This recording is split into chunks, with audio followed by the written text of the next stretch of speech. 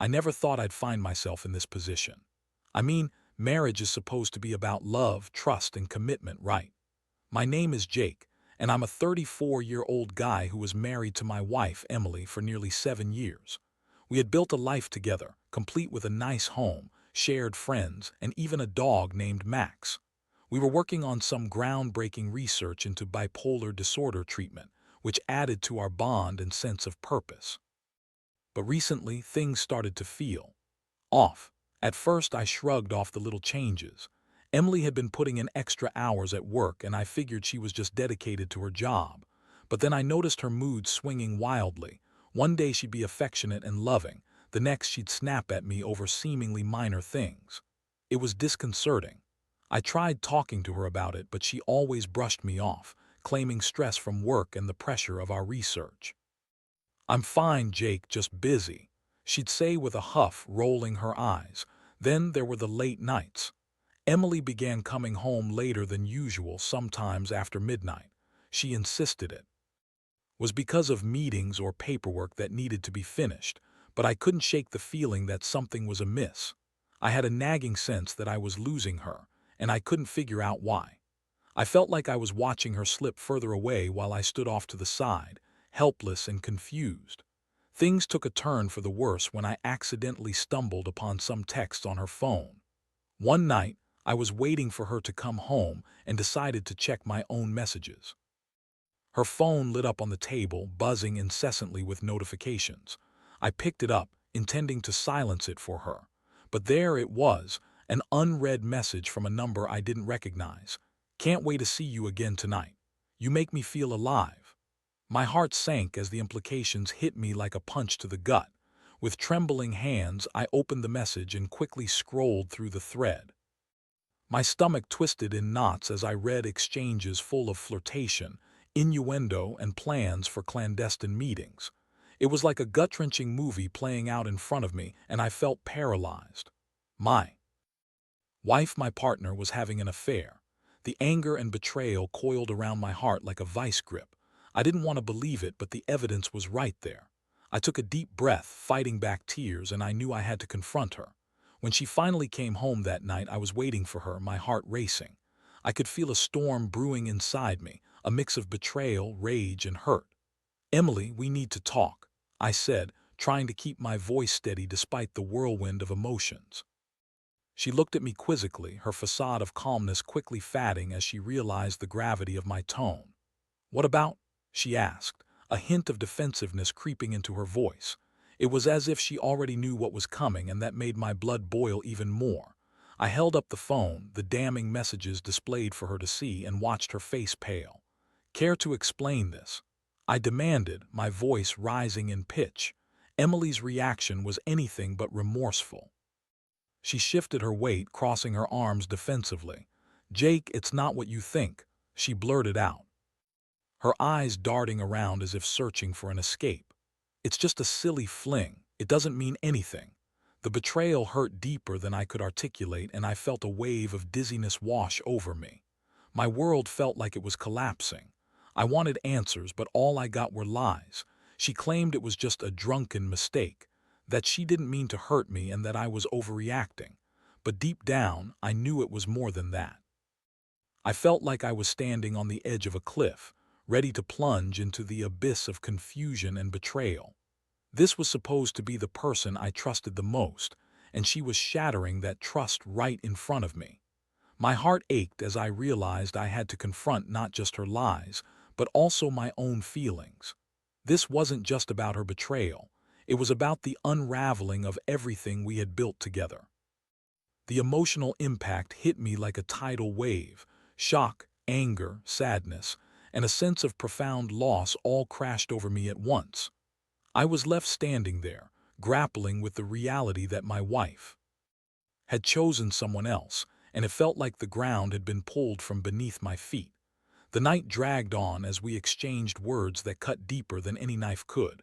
I didn't want to believe this was our reality, but as the hours passed, I realized I had to make a choice.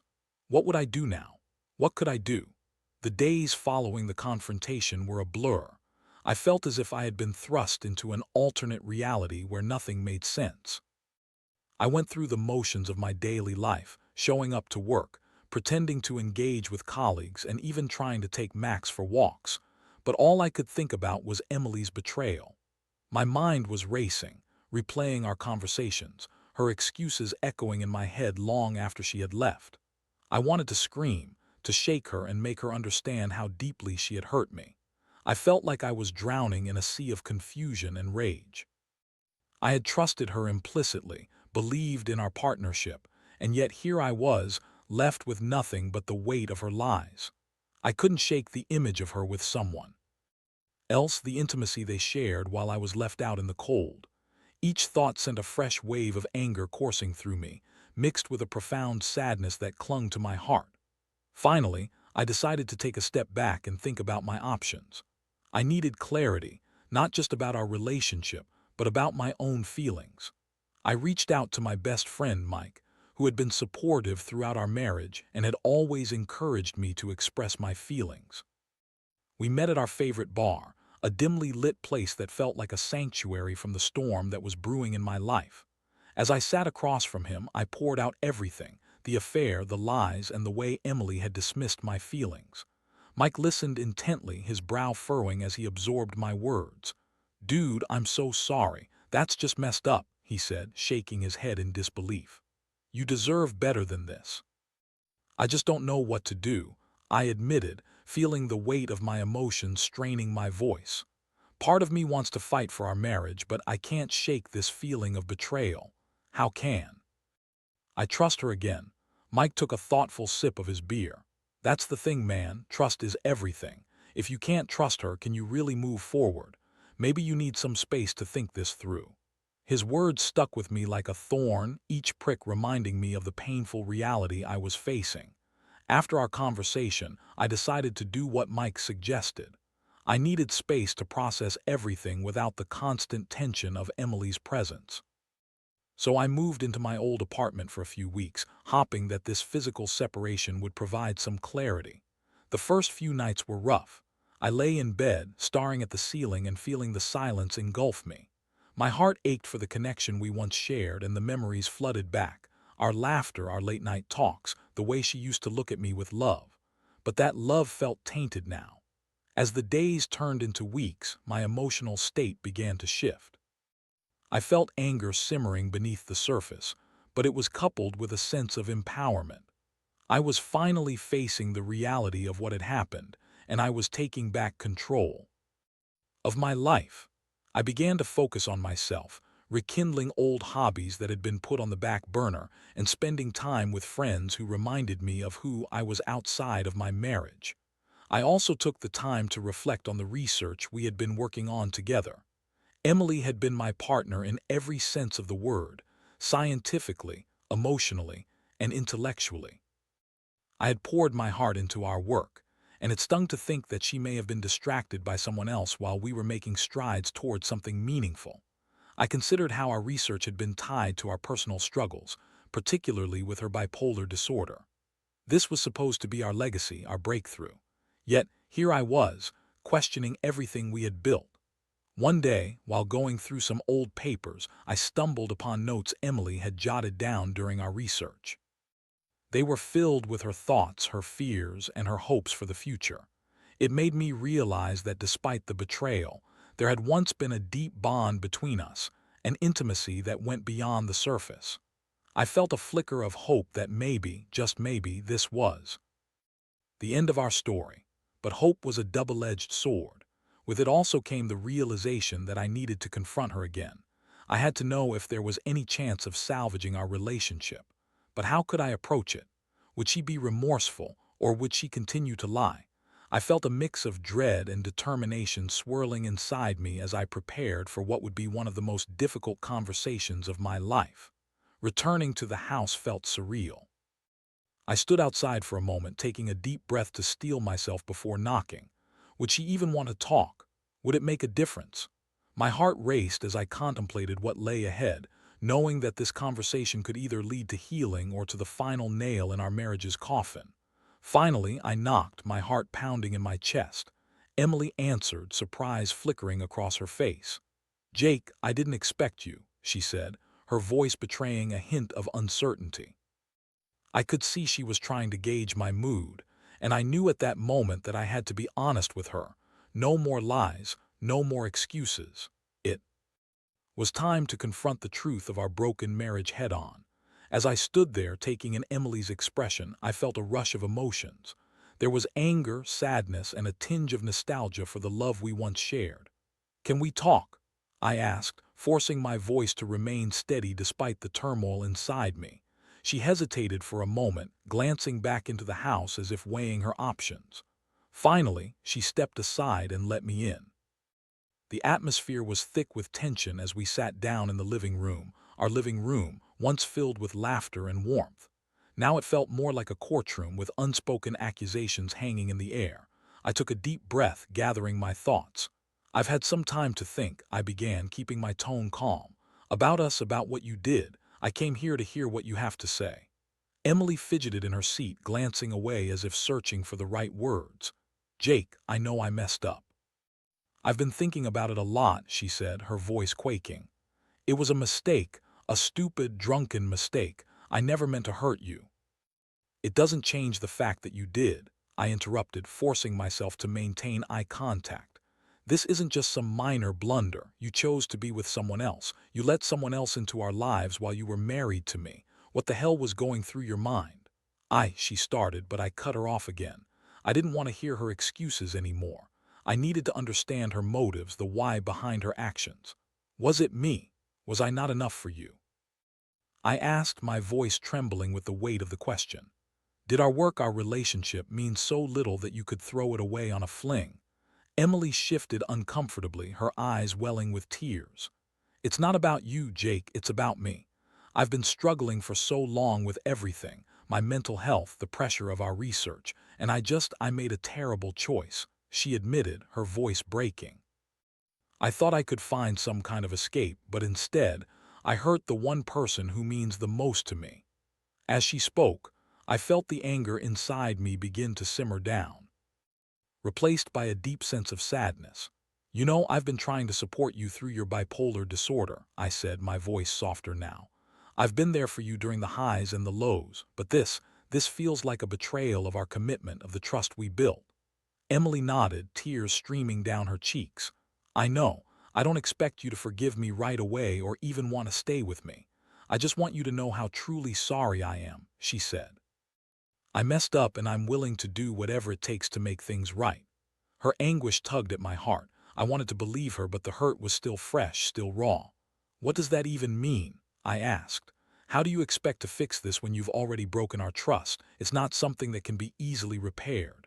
Emily leaned forward, desperation in her eyes. "I'll go to counseling. I'll be completely transparent with you.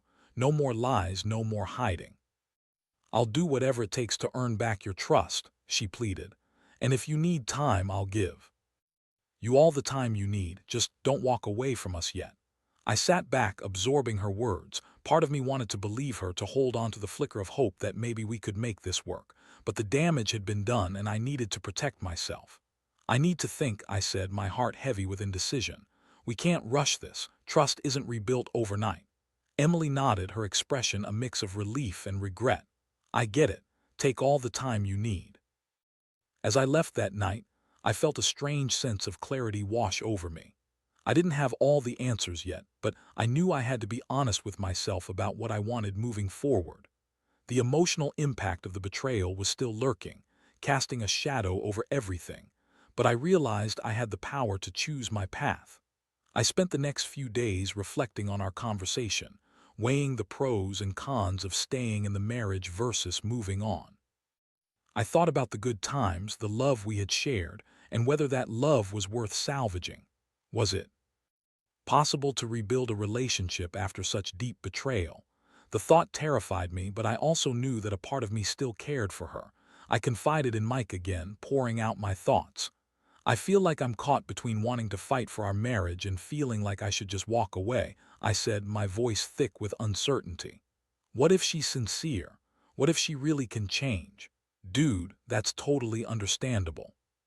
Just remember, it's okay to prioritize your own well-being," he reminded me. "You can't fix her if she's not willing to fix herself. Just keep that in mind as you navigate this."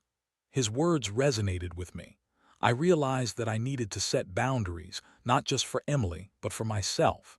I owed it to both of us to explore whether there was still something worth saving. I decided to give her a chance to prove her commitment, but I would need to keep my guard up and protect my heart. It was a delicate balance between hope and caution. As I prepared to meet Emily again, I felt a mix of anxiety and determination. I would lay out my boundaries, my expectations, and assess whether or not our marriage could rise from the ashes of betrayal.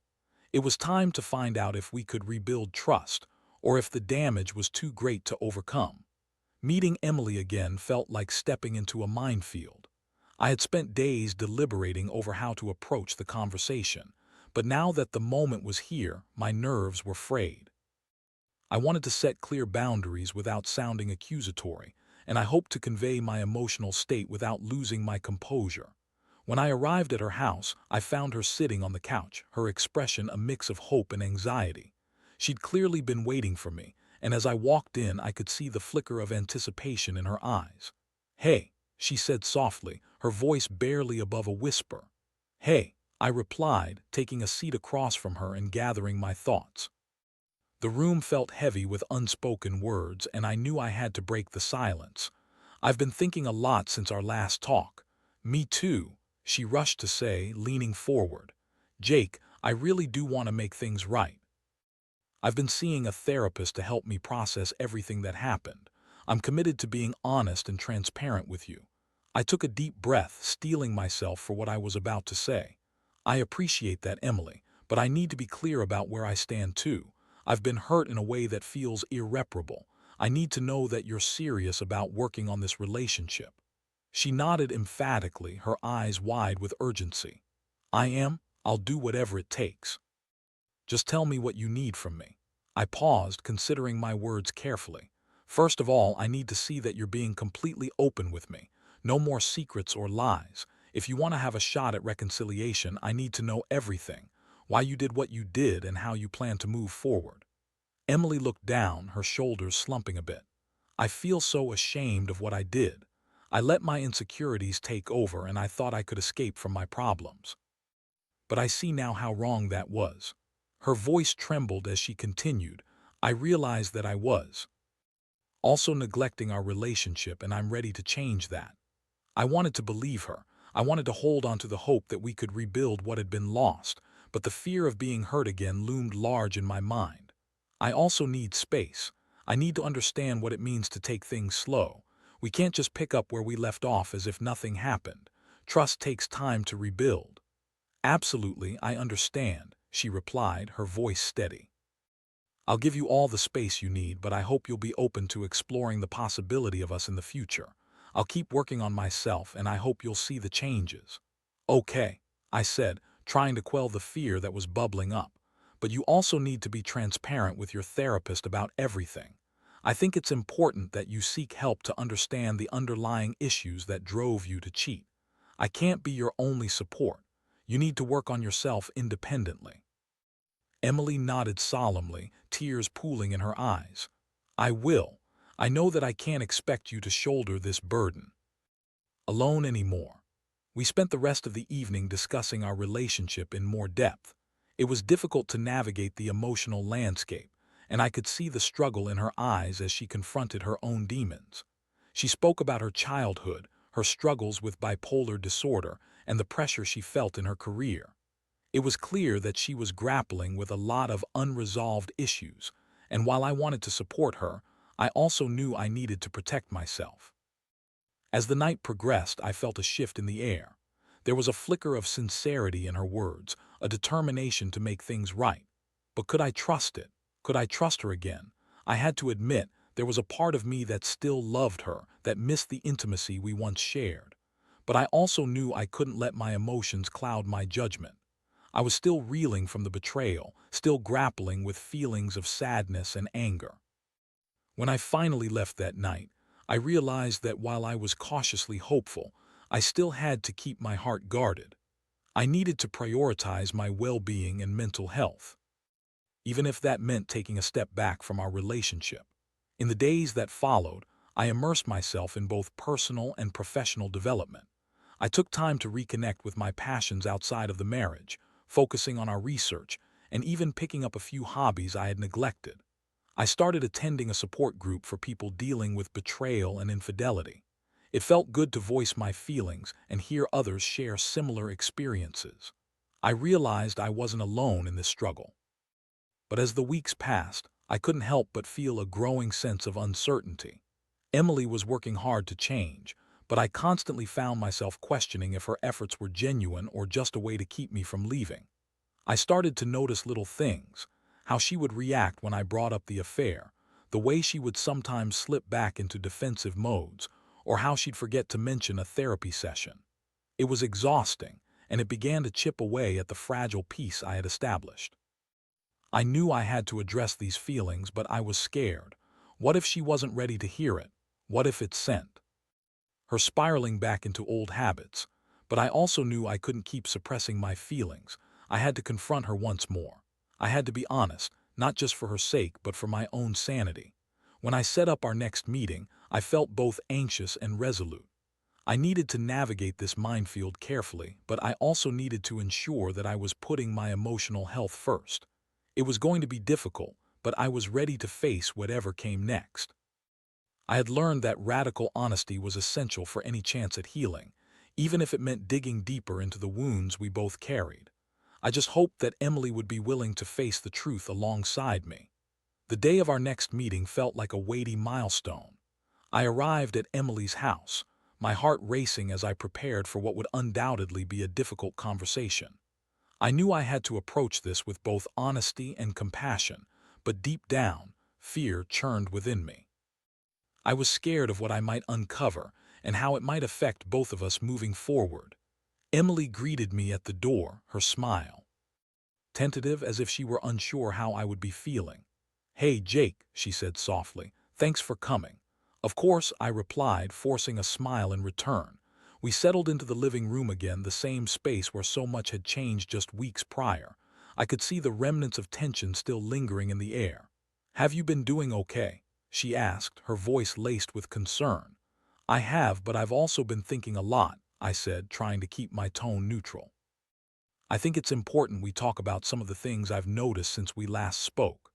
Emily nodded, her expression shifting from hopeful to serious. "I'm ready. I want to hear it." I took a deep breath, gathering my thoughts. "I appreciate the effort you're putting in with therapy and being transparent, but I still feel a lot of uncertainty. There are moments where I feel like you're slipping back into old habits, like when you avoid discussing your sessions or when you seem defensive about the affair." Her face fell and I could see the hurt in her eyes. "I didn't mean to give you that impression. I'm trying, Jake, I really am." "I know you are," I replied, my voice steady but firm. "But part of rebuilding trust also means being consistent. I need to feel like you're fully engaged in this process, not just going through the motions." "I understand," she said, her voice wavering. "I'm scared too. I'm scared that I'll let you down again. I've been trying to work through my issues, but I know it hasn't been perfect." "Scared is fine, but we need to talk about what that looks like moving forward. I can't keep wondering if you're fully committed to this process. We need to establish clear communication. It can't be one-sided," I said, feeling the weight of my words. "I need to hear about your sessions and how you're feeling, no matter how uncomfortable it is." Emily took a moment, her brow furrowing as she processed my request. "You're right. I've been trying to protect you from how difficult things can get for me, but I understand now that I need to share those struggles with you. It's part of being in this together." I nodded, encouraged by her willingness to confront the situation. "And I also need to talk about boundaries," I continued. "I want to be there for you, but I can't be your only support system. I want to feel like you're working on yourself for you, not just for us. You need to take responsibility for your own healing." "I get that," she reassured me, a look of determination crossing her face. "I will make sure to focus on my own growth and not just lean on you. I don't want to make you my emotional crutch. I need to be stronger for myself." "Good," I replied, feeling a flicker of hope amidst the heaviness of our discussion. "And I need to know that if I'm going to give this another shot, we can't go back to the way things were. I won't be sidelined in our relationship again. I deserve to feel valued and respected." I promise I'll work on that, she said earnestly. I want you to feel valued. You deserve to be loved and appreciated, and I'm committed to doing better. We sat in silence for a moment, the weight of our words settling in the air between us. I could see that she was genuinely trying to understand my perspective, and for the first time in a while I felt a sense of cautious hope. Can I ask you something? She finally said, her voice tinged with vulnerability. Sure, I replied, curious to hear her thoughts. Do you think we can make this work? She asked, her eyes locking onto mine, searching for an answer. Do you think we can actually rebuild what we lost? I hesitated, weighing my response carefully. I think it's possible, but it's going to take time and a lot of effort from both of us. We need to be patient with each other. It's not going to happen overnight, and I need you to understand that. I'm willing to do the work, Jake. I want to make it right, she insisted, her voice earnest. As our conversation continued, I felt a growing sense of understanding. Emily was beginning to take accountability for her actions, and I could see the genuine remorse in her expression. While that didn't erase the pain of what had happened, it did provide a glimmer of hope that we might be able to find a way forward together. But as I looked at her, I couldn't ignore the nagging thought that we were still treading on fragile ground. Trust was a delicate thing, and while the conversation felt promising, I needed to remain vigilant. I couldn't allow myself to be swept away by the surge of emotions that came with the possibility of reconciliation. After a few hours of deep conversation, we both felt emotionally drained but also a bit lighter. I stood to leave, and as I walked to the door, I turned to look at Emily one last time. I think we're on the right path, but I need to see consistent efforts from you. Let's take this slow, okay? Agreed, she replied, her eyes hopeful but still cautious. I'll do my best, Jake, I promise. As I stepped outside, I felt a mix of emotions swirling inside me: hope, fear, uncertainty. The journey ahead was still fraught with challenges, but I knew I had made the right choice in setting my boundaries. I was taking a stand for myself while allowing room for the possibility of rebuilding our relationship. It was a delicate balance, but I was willing to navigate it as long as Emily remained committed to the same path. I just hoped it wouldn't be too late to turn the tide on the damage done. Only time would tell if we could indeed rise from the ashes of betrayal. The following weeks after that pivotal conversation were a whirlwind of mixed emotions. Emily and I were navigating uncharted waters, dancing between hope and vulnerability. She was taking her therapy seriously, attending sessions regularly, and even began to open up more about her experiences during our discussions. I could see the effort she was putting in, but the road to rebuilding trust was rocky and filled with reminders of the betrayal. One evening, as we sat together on the couch, I noticed a change in the atmosphere. Emily seemed more at ease, her laughter returning as we shared silly stories about our day. For the first time in a while, it felt like we were reconnecting, not just as a couple but as friends. I caught myself smiling at her, relishing the small moments that reminded me of why I fell in love with her in the first place. But even amidst the laughter, I couldn't shake the underlying tension. The truth was, I was still carrying the weight of the betrayal on my shoulders. I often found myself wondering if I could truly forgive her and if I could trust her again. The fear of another heartbreak lingered just beneath the surface, but I was trying to focus on the progress we were making together. One night, as Emily curled up next to me, I decided it was time to address the elephant in the room. Emily, I need to talk about something, I began, my heart racing. I've been reflecting a lot on our journey and how we've been moving forward since the affair. She looked at me with concern, her fingers intertwining with mine. Okay, what's on your mind? I appreciate everything you've done to work on yourself, and I can see that you're trying, I said, choosing my words carefully. But I still feel a lot of uncertainty, and I want us to talk about how we can move past this together. Emily nodded, her expression earnest. I know it hasn't been easy, and I want to hear what you're feeling. I want to work on rebuilding our trust. I need to know that moving forward we have a plan. I continued, my voice steady. I want to set up regular check-ins where we can talk openly about how we're feeling about our relationship and our progress. It'll help me feel more secure about where we stand. That sounds like a great idea, she replied, her face lighting up. I want to make sure we're both on the same page, and I'll be completely honest with you during those talks." "Good," I said, feeling a sense of relief wash over me. "We can establish boundaries together, and I need to know that if you're struggling with something, you'll come to me right away instead of hiding it." "Absolutely," she affirmed, her voice firm. "I want us to be transparent, and I'll make every effort to ensure we're both comfortable sharing our feelings." As we continued to talk, I felt a renewed sense of hope.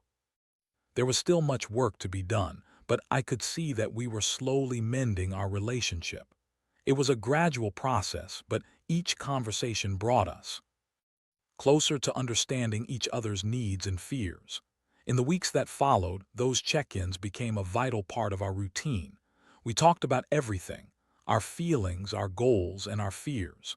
With each conversation, I felt the weight of betrayal begin to lift, replaced by a growing sense of partnership.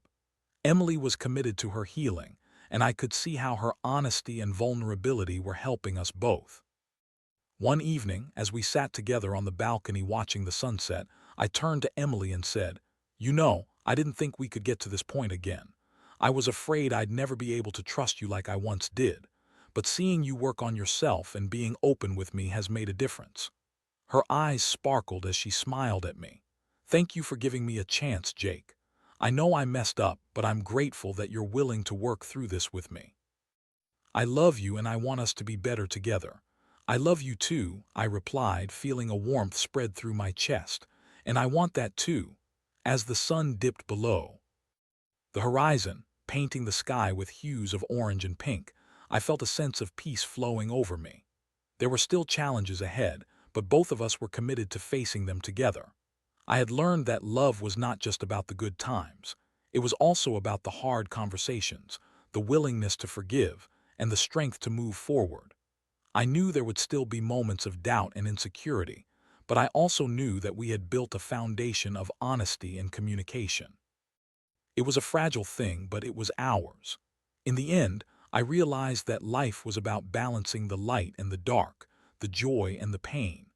I had learned valuable lessons about trust, love, and resilience. And while the scars of betrayal might always be there, they no longer defined our relationship. Instead, they served as a reminder of the strength we had found in each other through adversity. With hope in my heart, I took Emily's hand, feeling the warmth of her grip as we faced the future together, one step at a time.